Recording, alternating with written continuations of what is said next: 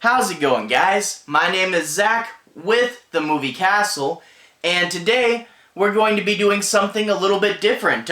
We're going to be talking about Friday the 13th fan films.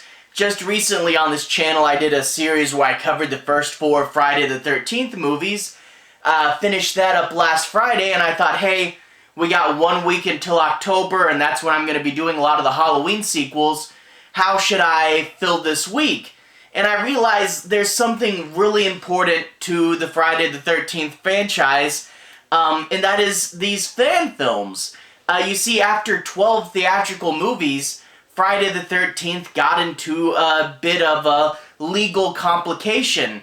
The original director and producer versus the writer of the movie are kind of fighting over the film's rights right now. And why some people are picking sides, I'm gonna avoid that, you know. It is what it is, and that's all we'll say about that.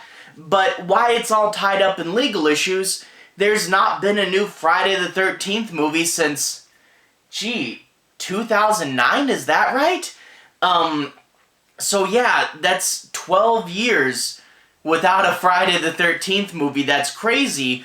But one thing I really want to say, and it's super inspiring really, is where Hollywood can't do it, where they're not making any Friday the 13th films, there's been a ton, and I mean a ton of fan films. There's been so many people, and they can't make money off this, you know. You have to, if it's a fan film, you're not going to be like really selling it, you know. And they're doing it just because they love the series, just because they want more of them, and they're just people going out of their way to keep the Friday the 13th franchise alive, and it really is just amazing for the community. So I wanted to cover this, and I was trying to figure out, okay, how should I cover this? And what I'm thinking I'm going to do is I'm going to review 3 fan films at a time, and I'll try to get to this every so often. You know, it's not going to be just one volume. I'm going to cover 3 fan films every so often and kind of just, you know, talk about this, because it is something really interesting, and a lot of these fan films come out really good. That's another weird thing. You know, it is Friday the 13th, so it's not as expensive as something with heavy special effects. You do get gore effects, obviously, but it is something fans can do. And to be honest, like, I watch a bunch of, like, direct-to-video movies at Walmart, things that, you know, big real studios are putting up for a profit. And these Friday the 13th fan films are often better put together than those, which is a really weird thing to say. These people who are just fans with passion are really beating out official, you know, official for-profit, low-budget horror right now. So that's pretty crazy as well. So let's go ahead and talk about them. I have 3 that I'm going to talk about. Never Hike in the Snow, Jason Rising, the new one that just came out a little bit ago, and Friday the 13th Vengeance. I'll definitely get to more, but these are the 3 that I really wanted to cover right now. Let's go ahead and dive right into Never Hike in the Snow from 2020. This is the sequel to Never Hike Alone. So, Never Hike Alone was this big, giant, great fan film. It was about a single hiker hiking alone, and it was a sort of 1v1 between this hiker and Jason going around Camp Crystal Lake. It was really cool, but then at the end of that movie, you had a cameo from Tommy Jarvis, the actor that played him in Part 6, and he's much bigger in this movie as well. So this is directed and written by Vincent DiSanti, who I believe also plays Jason in this movie, and it stars Thom Mathews, who was Tommy Jarvis in Part 6, and Vincent, or Vinny, Guastaferres, who was a sheriff, deputy in Part 6, and he's now become the main sheriff of Crystal Lake. And we open up with this really cool chase scene, this young guy in a yellow coat running through the snow being chased by Jason. And we get little flashbacks with this character, him and his mom, and we find out he was going down there to take photographs. So he's just a young, innocent photographer that doesn't know that Camp Crystal Lake's dangerous and just thinks it'd be a nice place to get some photos. And we do get a really cool chase scene with him in the snow. After that ends, we get a lot of the rivalry between Tommy Jarvis and the new head sheriff. And you find out that Tommy Jarvis is still trying to hunt down Jason. Meanwhile, the sheriff is trying to cover it up, which is leading to Jason attacking people like the kid from the beginning. And then after that, we get the second point of view character, this sheriff who's going in to see what's going on. You know, he's heard cryptic things about how Jason might still be in there, and he decides to go explore and see if there's anything true about it. This is a really cool movie, really well done with lots of tight tension.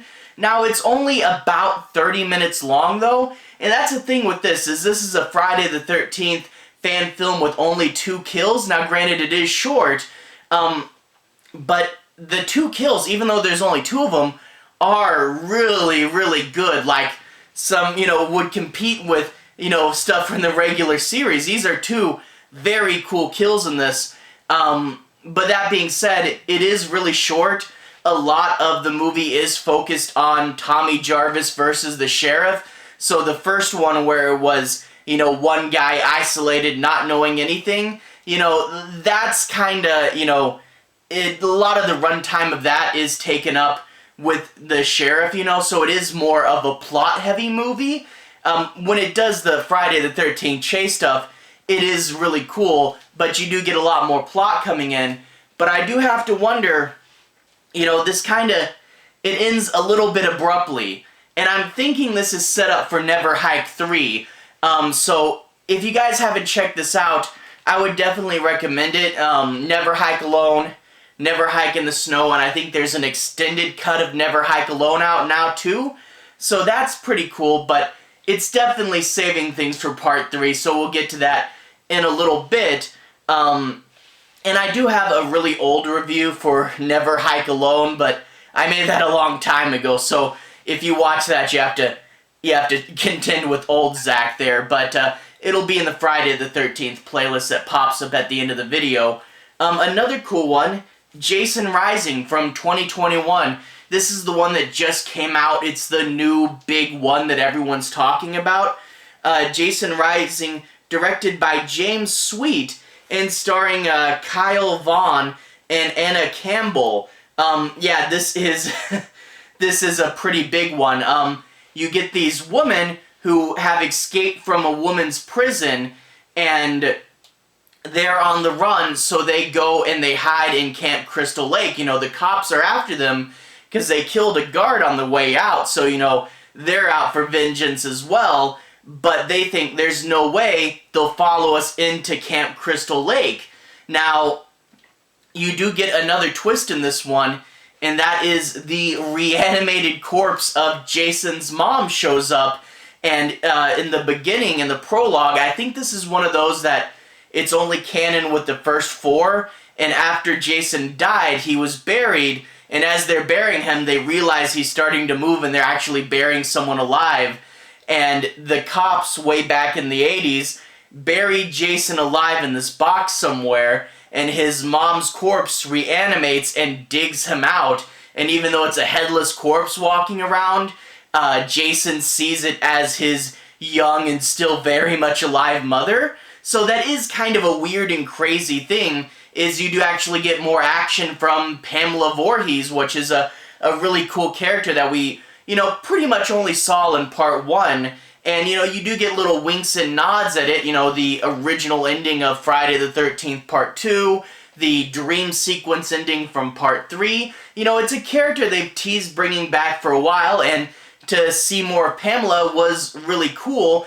I could have done with more of a team-up. You get the 2 of them working together a little bit, but man, I could have done, if you could have found a cool way to have these 2 characters like divide and conquer and do cool 2-person kills.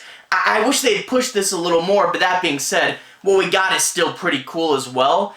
And then also cops for this one as the main character instead of summer camp counselors actually work surprisingly well.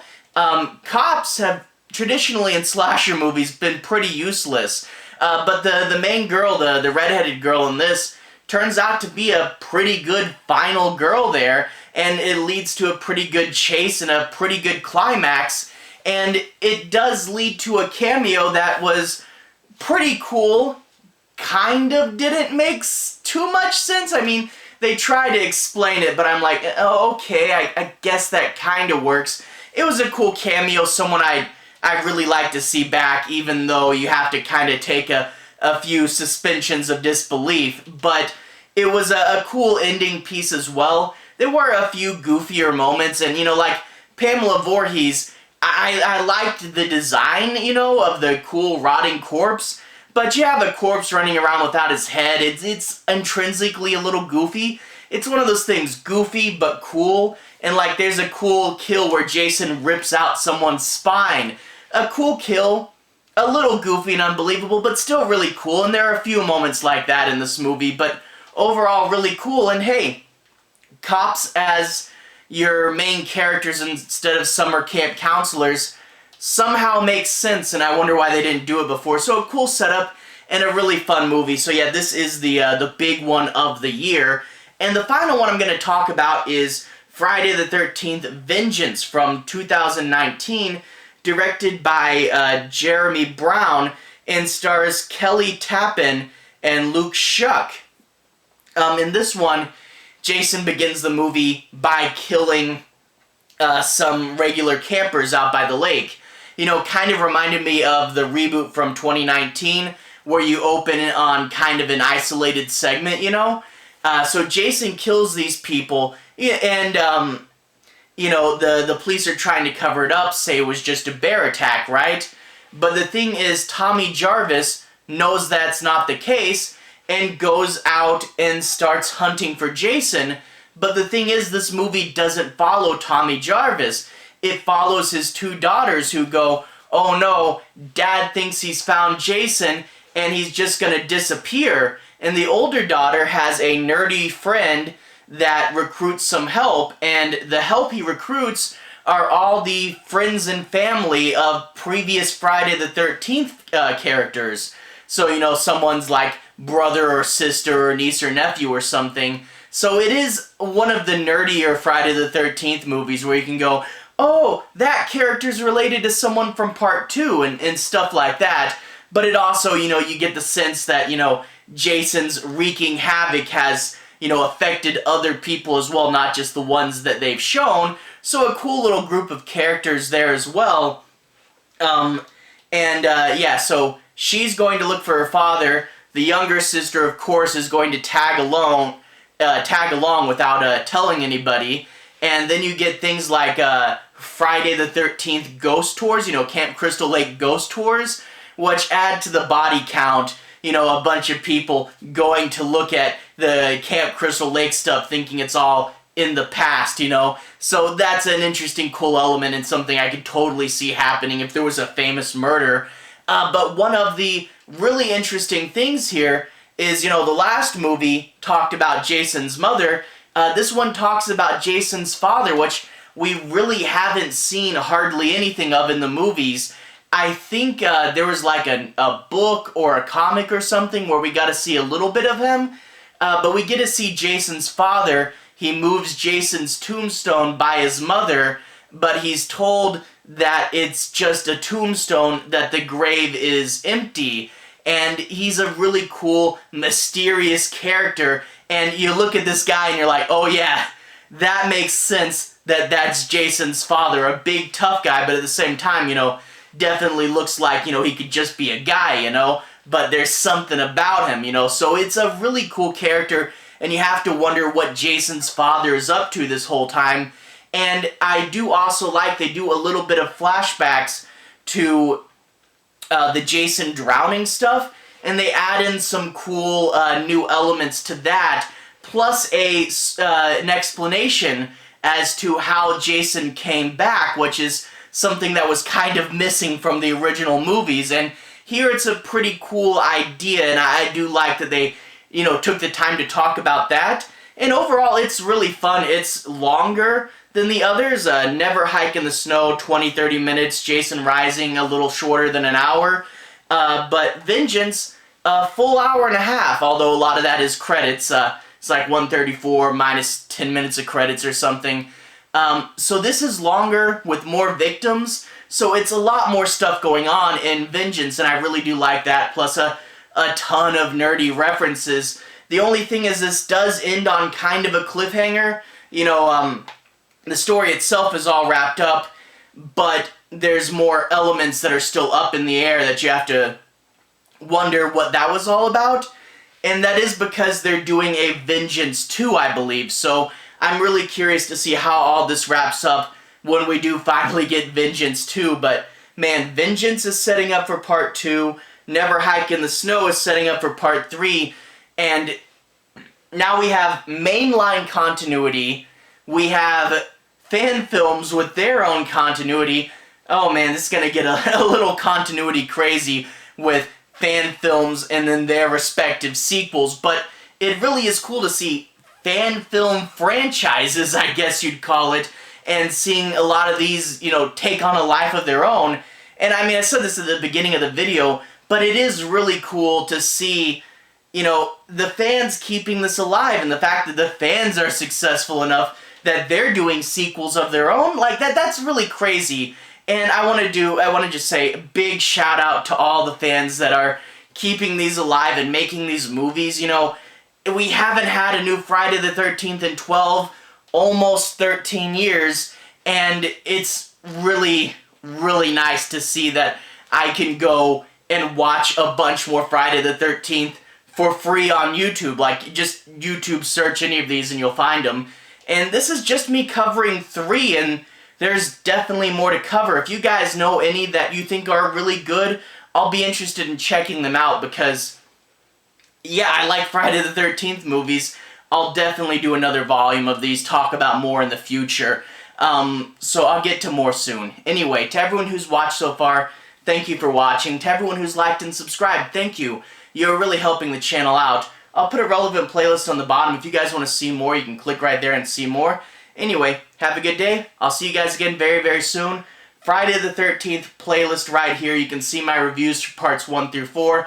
And you can see my really old Never Hike Alone review there. Anyway, have a good day. I'll see you guys again very, very soon. Relevant playlist on the bottom. Have a good day now.